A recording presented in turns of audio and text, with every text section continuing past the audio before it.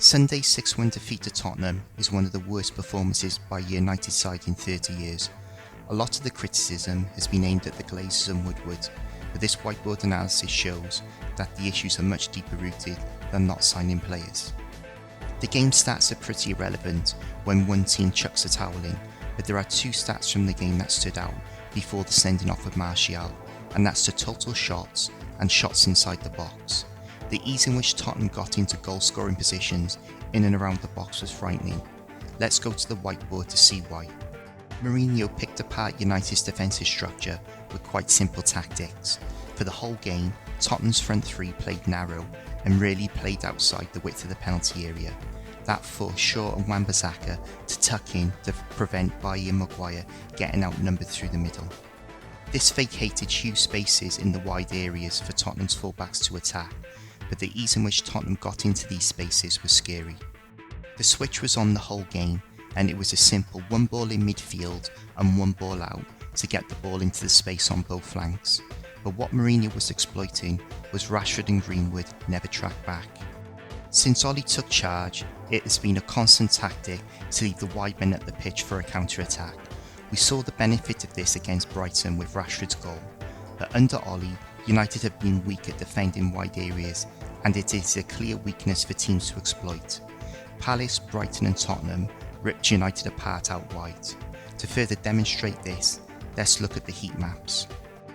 On Reguilon's heat map, you can see the deep red area in United's final third, showing he spent a lot of time in that area.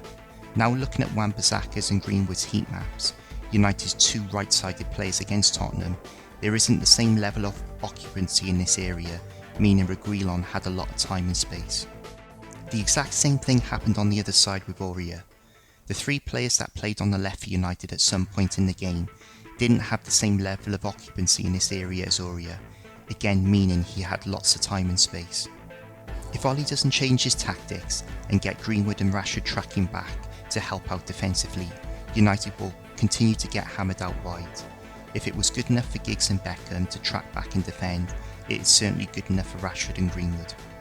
Moving on to United's midfield, in 3 Premier League games, Matic and Pogba haven't laid a glove on the opposition. Matic can't run and Pogba doesn't want to run. The amount of 50-50s Pogba lost and the amount of times both players watched Tottenham players run past them was embarrassing.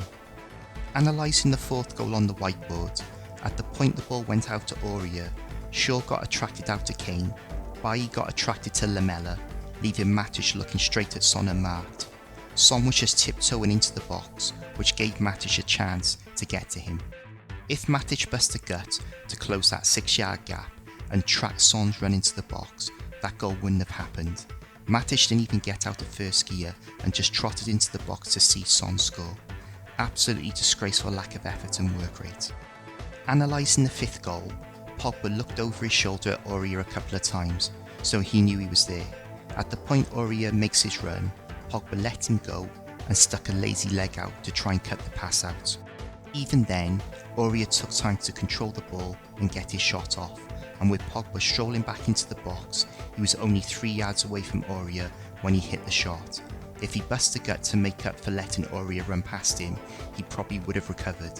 Like Matic, absolutely disgraceful lack of effort. For me, Pogba is another Varane. Great on the ball, but terrible without it. In the Premiership, you can't compete with teams if you have got players that can't play without the ball and compete to get it back. Even 6-1 up, Tottenham press United until the final whistle. That is the standard Mourinho demands, and that's why Pogba was on the bench under Mourinho. The Devil's verdict is, what happened on Sunday had nothing to do with keeping the safe locked and not buying top players. United's play so far this season lacks methodology, organisation, spirit and work rate. All that is supposed to come from Ollie. I don't believe any amount of money can bridge the gap between Ollie and his peers competing for the top 4. A lot has been said about the recruitment of the other teams, but how many of Tottenham's, Everton's and Arsenal signings are better than what United have already got? Ollie has failed to get the best out of the best United squad since Sir Alex retired.